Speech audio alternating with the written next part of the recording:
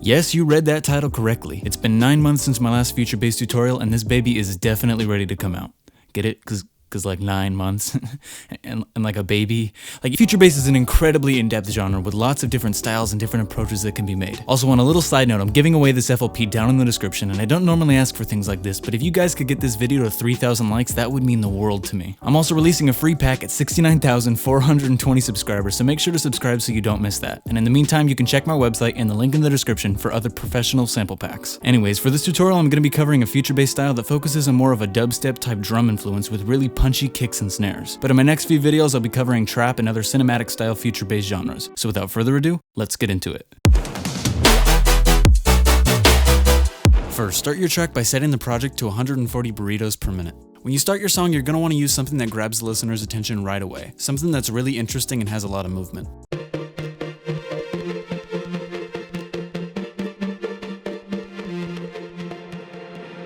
To make this, I used a serum patch and I automated the attack amount on the first envelope.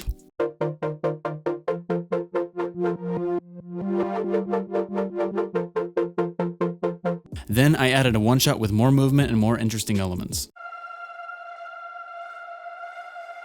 Also, don't forget to add some vinyl or background Foley effects.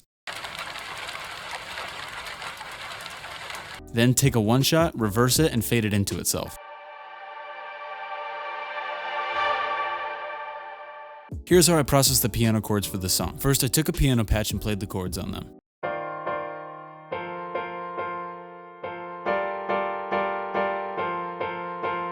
Then I took that same patch and lowered the velocity, playing it again. Then I added another patch delaying the chords on the offbeat. And finally, I took the soft layer and pitched it down 12 semitones. For the effects, I added an EQ boosting some of the low mids and the higher mids.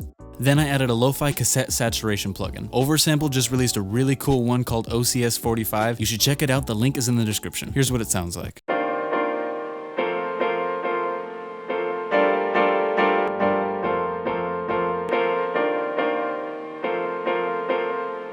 Then I added a counter melody to the piano.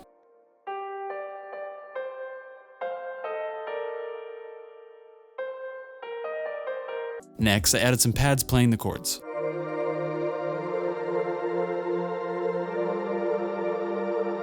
I also added a respace with a bandpass filter on it.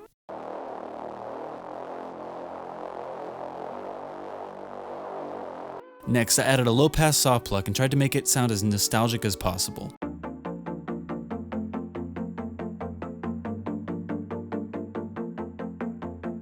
Also, add an ARP with a lot of delay effects.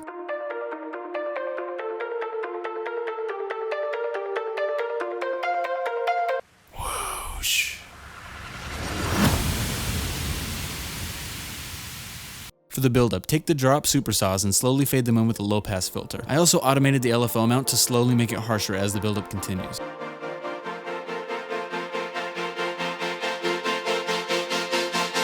Also, make sure to layer the lead into the build-up as well.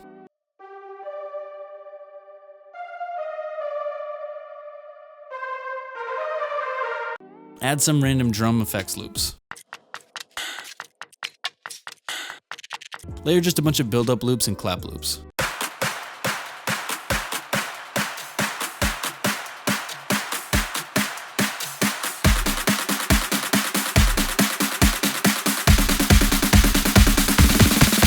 And don't forget to layer them with some risers from my Future Bass sample packs.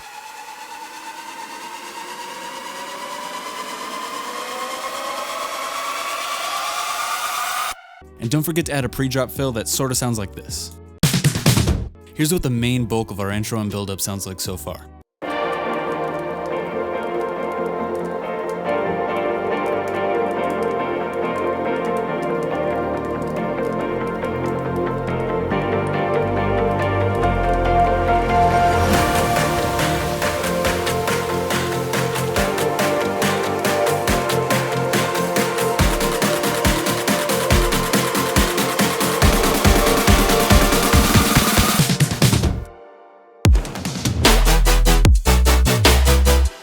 To start off the drops drums, I added a punchy kick that has a lot of low end to it.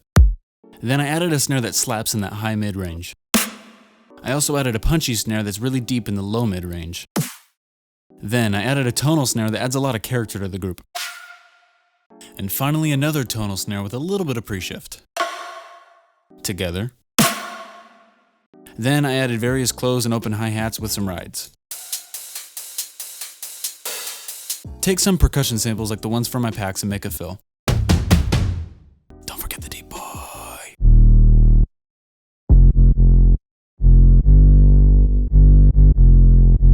Next, add a gritty bass line with a harsh LFO. The first patch has a lot of mid-range with some distortion. The second patch has a lot of brass characteristics. And the third patch has a lot of grit to it. Here are the Supersaws.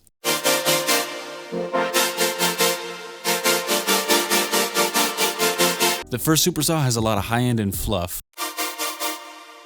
The second Supersaw adds a lot of mid-range and some distortion to the sound. The third Supersaw adds some higher harmonics with less unison.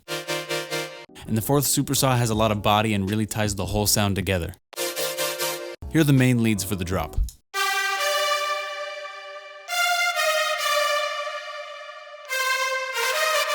The first patch is mainly used for the legato. The second patch is a distorted lead for my pack. The third patch is just a regular saw lead with a guitar rig on the effects chain. And finally the last lead has a bit of white noise to it just to brighten everything up. For the effects in the drop, go pretty easy on this one because you really want to emphasize the main chords in the bass line in the drop. You can do this by really just adding one big sweep and a couple risers near the end of the drop.